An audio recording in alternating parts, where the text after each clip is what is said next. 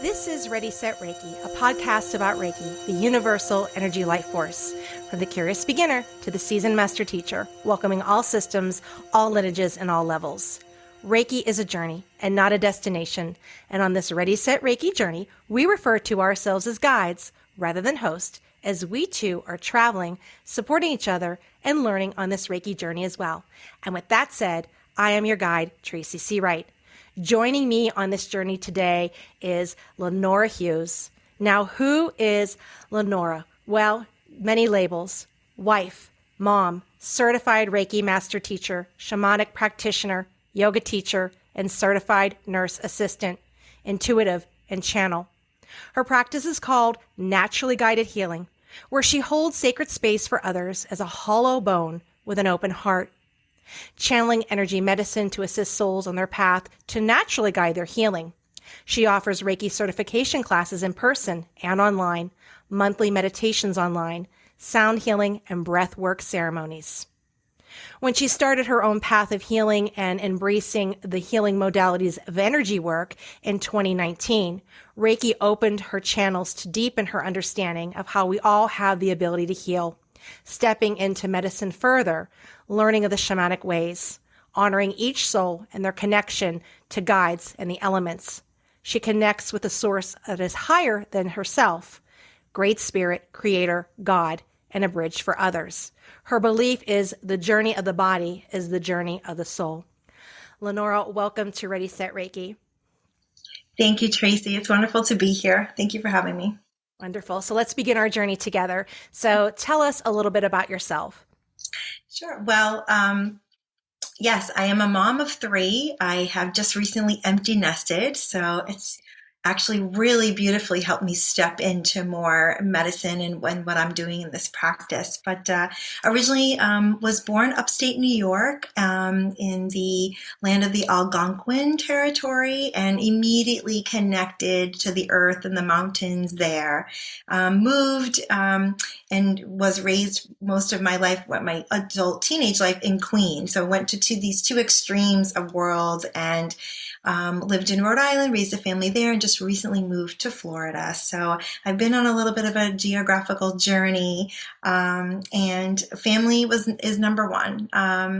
For me, I'm very blessed to really focus my energy in that time to raise my children, and then moved into education as a career path. Didn't really come into deepening of my spirituality until later in my mid to late 40s. Was religious, raised religious, but really didn't come into my spirituality until the late 40s. And yeah, so that's basically, I'm here now, kind of toggling, I say, kind of between these two worlds, really working to walk that middle path of balance and love and light, holding space for those in my family, in my community, in my job. And yeah, that's someone who loves the sun. I love the beach and the water and the mountains and earthing and gardening and all of these wonderful things to get me close to Gaia.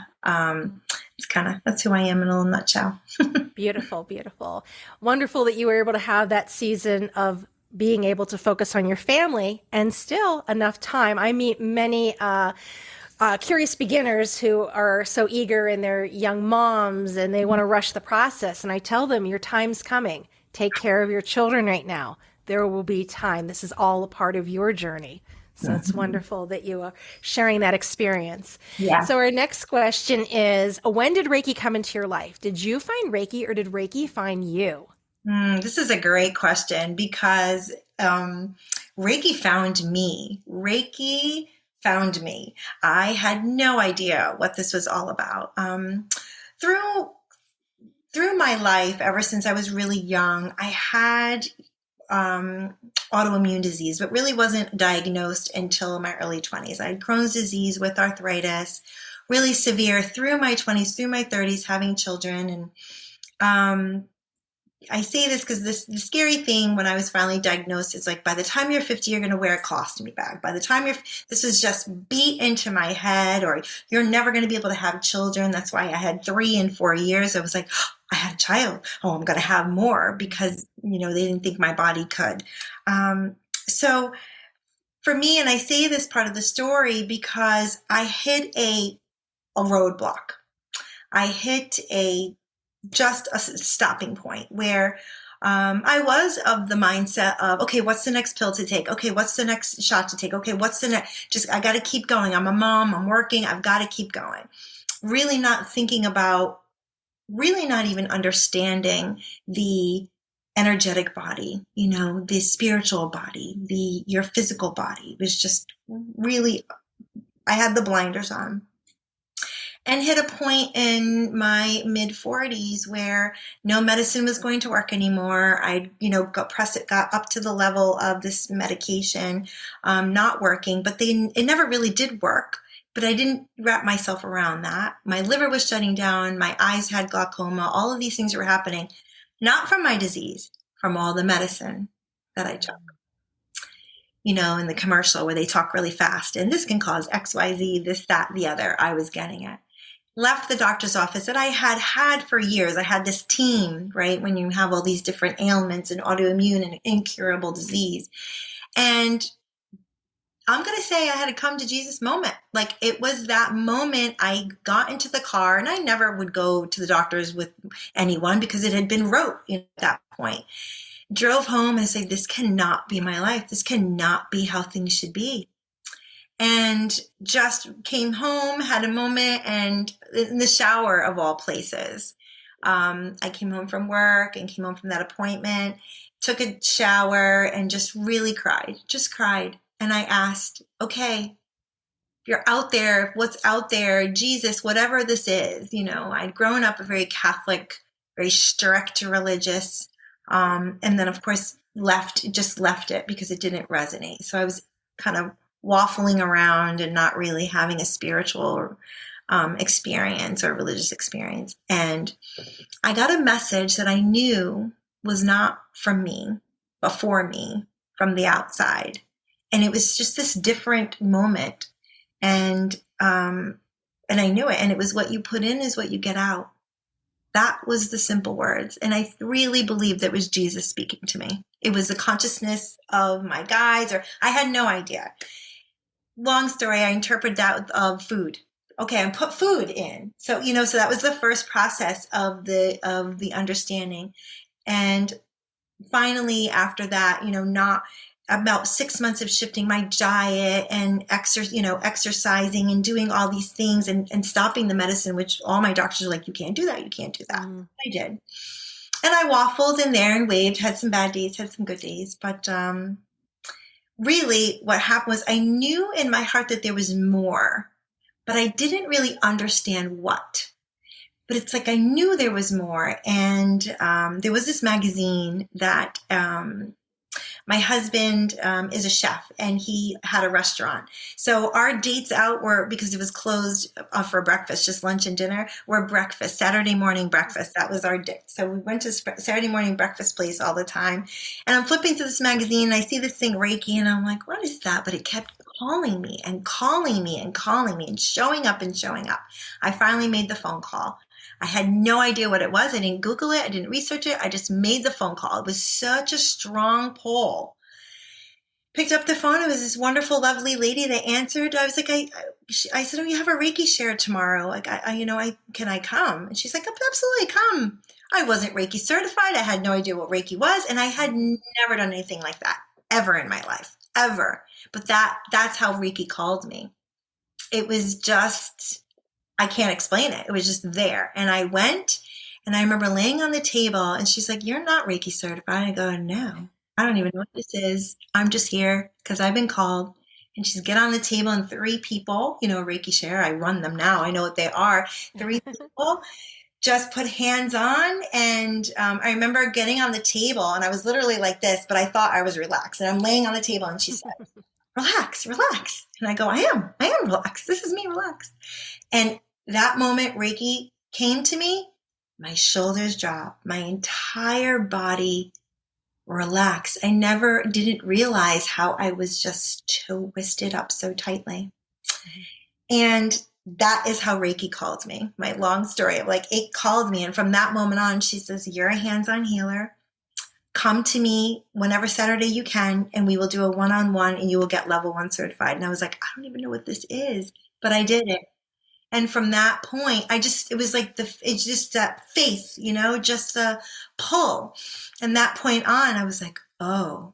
And after doing a year of self-healing and understanding and getting familiar with it, I had never had to take another medicine again for this autoimmune disease that put me in bed a lot of times and really stopped me.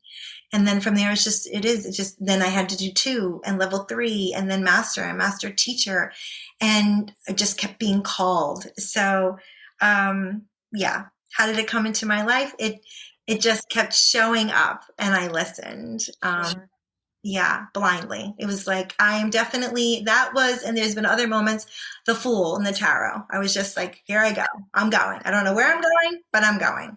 So it was pulling you right towards your true north. Yes, absolutely. Well, you are a master teacher, shamanic practitioner. Can you tell me what is a common misperception about your work? Yes. So a common misperception, people feel that it's my energy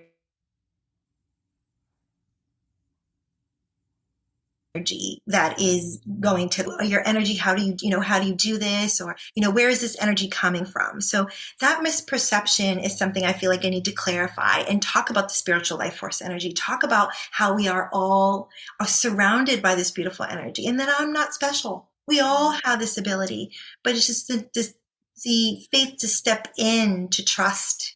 And I think that that's the big misperception. I also get it just seems to be, when you step into this path of service, spirit brings you people that you relate to or your experience relates to, and for me was that religion, I was still kind of hung up on that whole religion. Like, is this right? Even though it felt like the most immense love, right? So that seems to be a misperception. It's like a religion or you're going against your religion. So I seem to have to speak to that all the time, that it's just pure love. That's what it is. And it's accessible to each and every one of us. But then also it's not my energy. I actually take myself and I go, I'm over here. And I just become that hollow bone, that channel, so that it can come in and share out. Yeah. Right. Many think we're magicians, right? That we're gonna with a wand and poof, but it really is coming from, they're actually pulling it out of us. Yeah. Yes. Thank you. That is a great way. Right. I'm going to use that one. Thank you. Like they're actually, the pull is from them. Yes. Yep. Exactly. Right. Beautiful. They're pulling up to that vibration. Right. So what has been the biggest challenge or rather struggle you have faced in your healing journey? Oh, it's the trust issue for me in my healing journey. It really is the trusting in, because as you step in for yourself, I didn't really feel much of that intuitive hit for myself. I just felt this balance and this bliss. I just felt my body relaxing and able to heal. And when I stepped into service for others, that's where the resistance and the barriers came. Can I trust these things I'm hearing or helping, the hits, intuitive hits, or however you want to call them? Like, can I trust it? Is this me? So there was a lot of questions in that for me. Also, the leaning in on that it's not me, that they're, like you said, they're pulling the energy. I'm just holding that sacred space. I am just in the love and light with the best and highest and best intention for the person I am holding space for. And that's all I need to do. So, coming from, a life of being a worker, and doing more, being more, achieving more, and all of that, it seemed too easy. Yeah, it seemed too easy. So the trusting, and I also feel that in this work, you can feel this kind of imposter syndrome, come over you at times when you do have a big breakthrough and someone connects with it, like, oh, that makes so much sense. Or when spirit really started to enter and I started medium, I'm there and all of a sudden the grandfather's coming in or the grandmother's coming in and I'm like, oh, what is all this? So it could be a little scary, depending of, not scary that it's scary, but like you're unsure, you know? Sure. Yeah. So that's, I think, for me, the biggest. I know what's coming through is love and light and wonderful, and going to help them in their healing journey. But like the trusting of how I see it, and or how our my belief. Yeah. And it's hard too to sometimes trust it because you'll hear things, see things, dream things, or just know things. You're like, are you sure? Yes. You still have that little bit of doubts that like, Yeah. and then when it happens, you're excited, but then almost scared in a way, like, oh my goodness. Thank you, Tracy. Yes, exactly. That, and it still comes along. Sometimes I'll Sure. flow and great, and all of a sudden I go, woo, when a new modality or a new thing kind of happens too. Yeah. Because when you sit in this space, you're opening, right, for highest and best for that person. So sometimes very unique things are going to come through. Absolutely. I don't think many people know too, as you elevate, to practitioner, to teacher, and as you continue to teach, that does more healing with yourself. And then that brings unique gifts up. So as I keep going in my journey, new things pop up and I'm like, okay, so this is new. Let's play with this. Yes, explore this. And right. And then the whole like, is this something? Yeah. Yeah. So that's absolutely right. So what is something you wish your younger self knew about this current profession you're in with Reiki and shamanic work? Yes, I so wish that I was in a space where I could have grown this so much younger. I mean, I think about like having my babies, just helping them sleep, if I had all of that. But for my younger self, gosh, it really is about the worry and the stress that is just not necessary, just ruining the now. It doesn't change the future. And that programming of that, when it comes to this kind of like allowing the process to occur and also releasing expectations, releasing the outcomes. My family, my parents are immigrants coming into a new country in the 60s, and there was a lot of pressure. I mean, there's all pressure with immigrants, but like to raise the children like Americans and, work hard, and that whole American dream was like drilled into us, and worry and stress and, not to relax, that we're here on earth to find and be in joy and bliss, and to almost stay in that childlike wonder as much as you can, because then flow will happen, and it's the world and your purpose and what you're doing will just open to you so with ease and grace, Right. So that's kind of what I wish, that worry and stress. But yeah, and also with the background in religion as well. I grew up Episcopalian, so it was that fine line there. Right there in the line. Yeah, exactly. So a lot of constriction. So being in more flow. Yeah. Yeah. It's that culturally created self. Yes. Thank you. Yeah. Yeah. So when it's time for you to get your energetic tune up, when you are seeking another practitioner or even a teacher, what qualities do you look for in a Reiki practitioner, energy worker, or Reiki teacher? Yes. So this is so important. And I've learned this the hard way. I really, really, that tends to be the thing with me. I think it's my upbringing. I just learned sometimes these things, when you step into this, it can be such a mystery.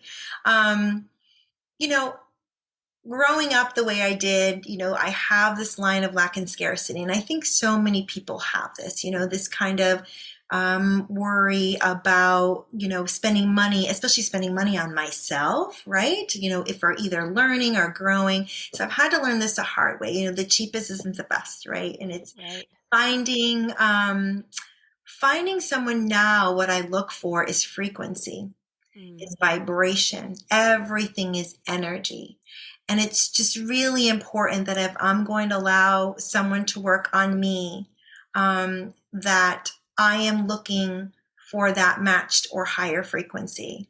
I am looking for what excites me, for what feels good. The learning about feeling.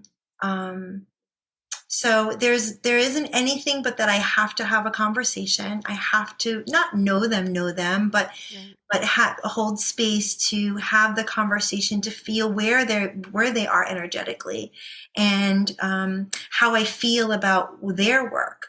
And you know what's great? Websites are great because they have the frequency of who you're going to be matching. So advice out there, check the website, check the Google reviews, and not just the reviews, but just feel into the photos and feel into just to see if that phone call is that right phone call, to see if that frequency matches what you're looking for. So it's just right now it's all about energy and how it makes me feel. Checking in with my seamer, like how does that make me feel? Yeah. So really, that's what I do. Oh, some great advice that works in perfectly for our next one. What advice would you give someone who is just entering this profession? So we're just entering this profession. I think what I kind of stepped into it without really understanding was that it is a journey of self-healing. And I don't know. I think maybe it would have been a little less bumpy if I had known that, if I had realized of that. But also learning or practicing to see how you feel about things. Feel.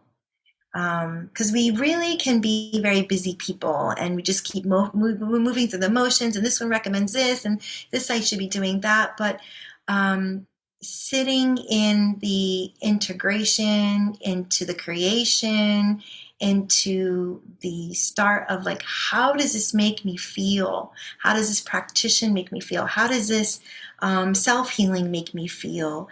Journaling, really taking the time when we go and we move through something new, or giving yourself that integration time. I learned that the hard way because I did it. Oh, I don't have time to sit and worry about them. I'm going to go on to the next thing. What's the next thing? What's the next thing?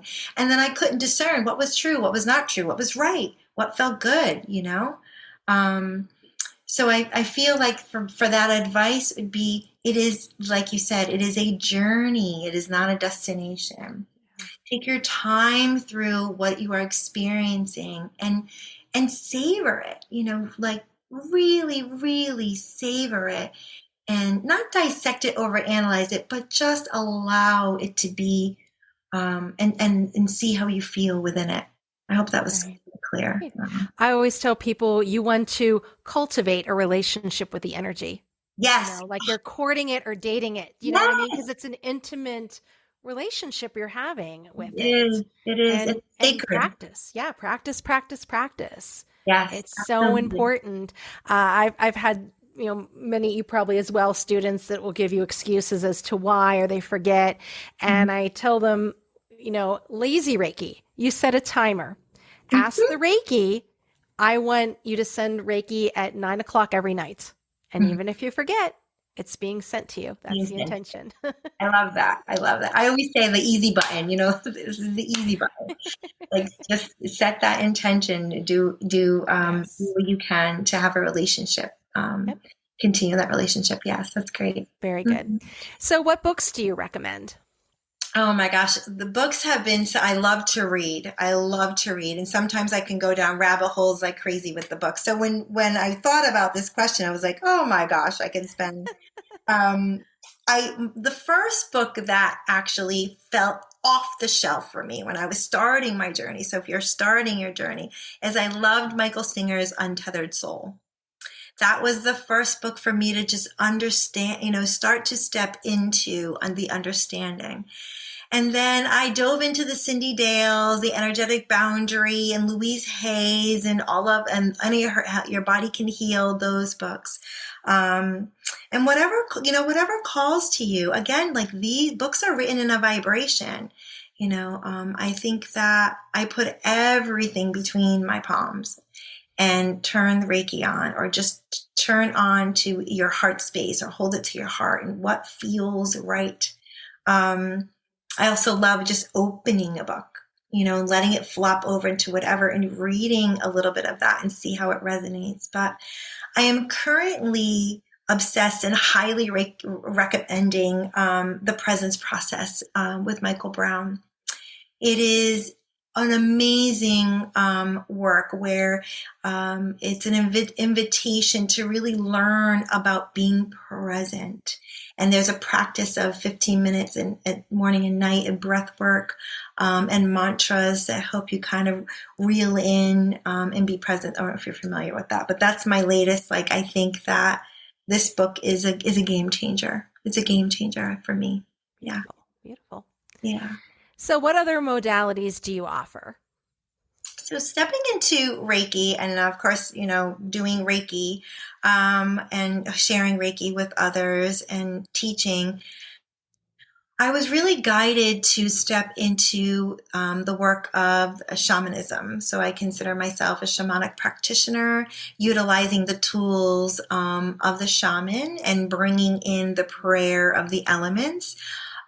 So I really, sometimes when I'm holding space, it may start out like Reiki, but it goes to other more deeper energy healing. And I have feathers that I use for medicine, and sound in my medicine drum, and rattles, and those kinds of things, and calling in the elements and calling in the power animals and those guides to help with the energy clearing, that the soul is ready, whoever you're holding space for is ready to release and go on. So for that, is a shamanic practitioner. And then I am a yoga instructor. So I love the yin, more restorative yoga, and I'll love to do that with Reiki. So get them in poses and hands-on. It's wonderful. Diving into sound healing, not just sound bowls, but starting to dip my toe into the frequency of the tuning forks and helping to move energy in that way in the sound. And shamanic breath work ceremonies, somatic breath work. Breath work is a wonderful way to move through. Our body is a temple of everything, right? It holds every story, every thought, every trauma, every happiness it holds. And the breath work ceremonies are beautiful to get your nervous system into a calm place and allow you to kind of feel into where there are things in your body, what is held and what comes up for you. It's like to teach you to be your own medicine woman, medicine man, to really tap into that. So the breath work is also another. And sometimes I'll use some oracle cards, or stepping into Norse shamanism, which is runes. I'm kind of, it just evolves. It always evolves and changes. So I'm stepping into, although the shamanic practitioner, I follow the Andean Cosmovision, which is from Peru.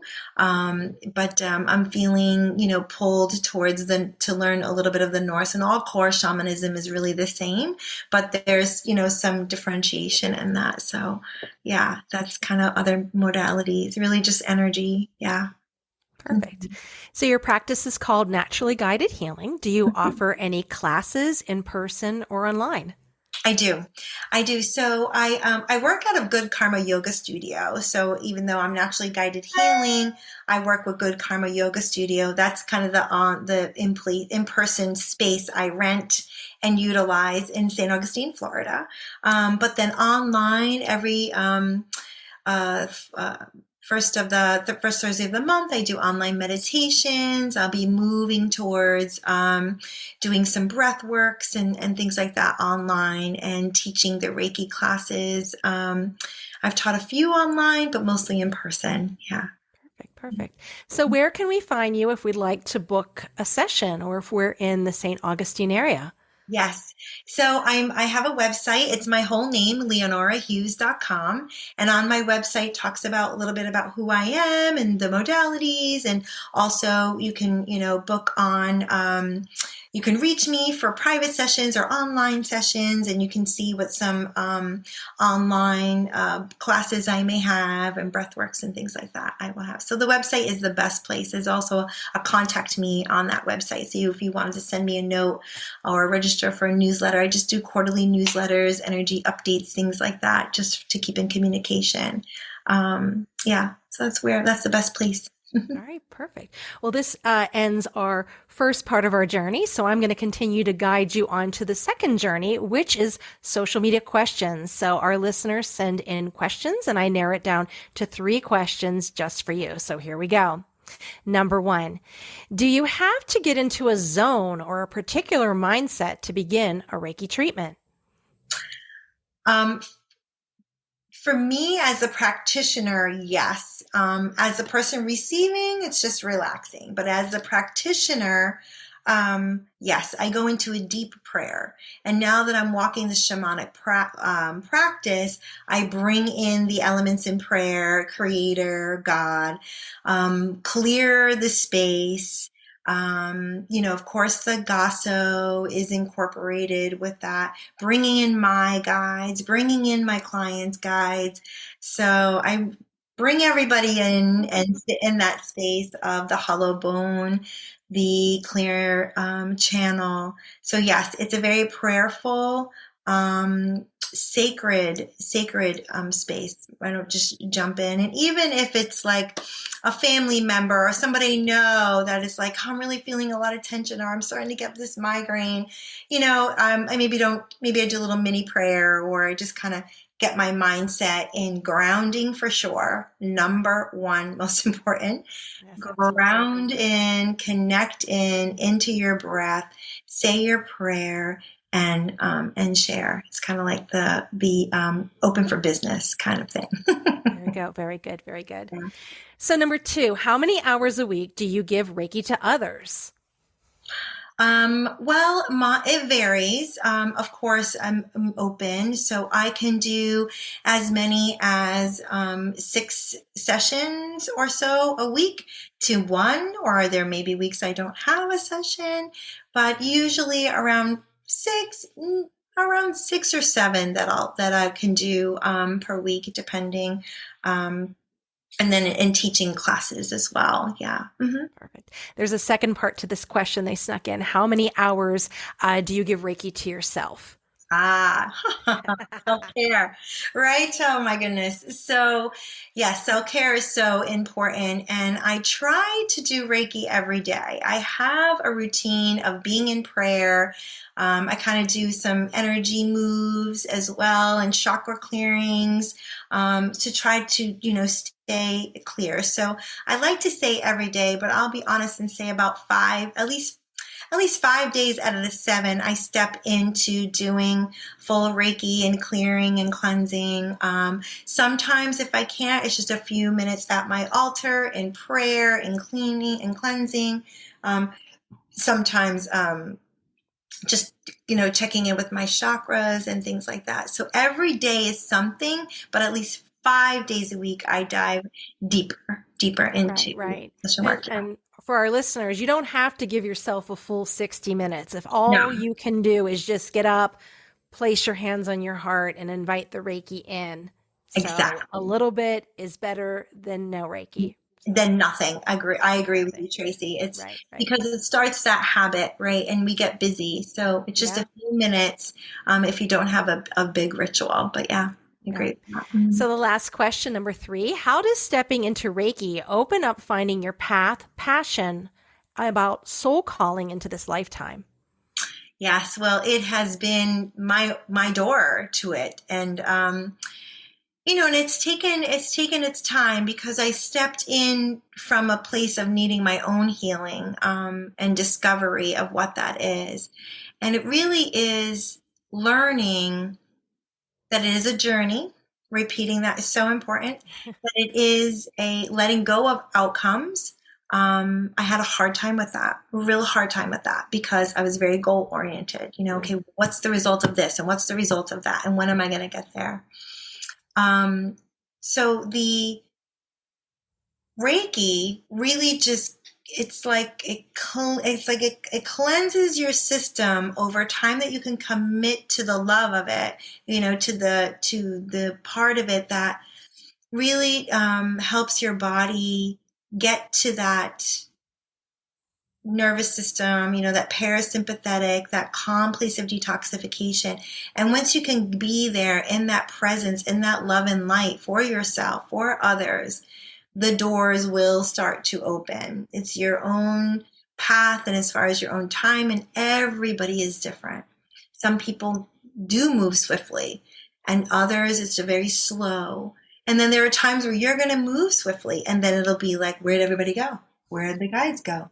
Oh, oh my gosh, right? And it's your time to integrate what you've learned. It's your time to be there. So really letting go of all expectations and just finding that mantra, or that idea of what is it that you want to call in. For me, I hung on to, the highest and best learning for me, or following my soul in the highest timeline. These are kind of the few that I've kind of hooked onto, and I just tap into that with my intention and move through your practice, and things will open up. And also trusting, just trusting. It's easier said than done, but trusting in what comes in. There could be some things that come in that you'll be like, oh, that seems strange, or I don't know what that is, but allow yourself to invite that and cultivate, what that is. And you may go down a little bit of a road of a modality or an idea of something, and maybe it's just to teach you to be more open. Maybe that's not it for you, but just allow yourself to walk the path, and know that you are always in journey, and that every breath is a prayer. Every step you take is in that healing and that opening. Yeah. All right. Well, thank you so much. That is our last question, and I'm going to open it up. If there anything else as we've been talking that you might have forgot about, or something that you want to share, you can take this opportunity right now to share with our listeners.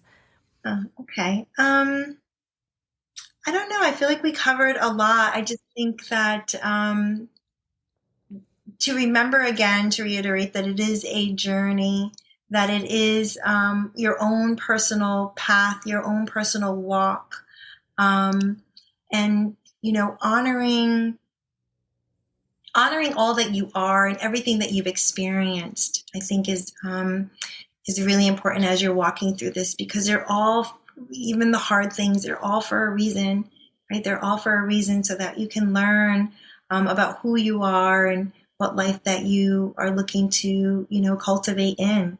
But what I feel I wish someone had told me from the very beginning is that you are worthy of this love and light medicine. You are worthy of happiness. You are worthy of healing more than you can even imagine.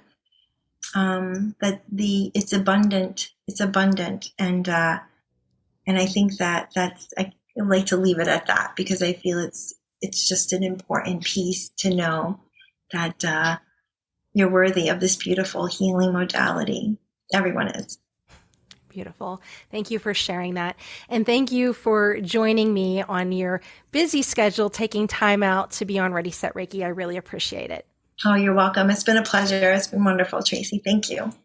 And I'm going to leave you with your own words here, which is the belief is the journey of the body is the journey of the soul.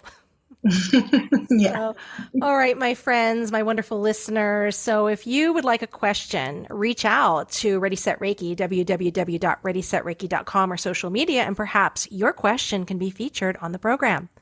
I also want to let you know this episode was brought to you by Feather Sister Wellness, an online platform that offers yoga trainings, Reiki, and Reiki training. So check out Feather Sister, www.thefeathersister.com. My name is Tracy Seawright, and this has been Ready, Set, Reiki.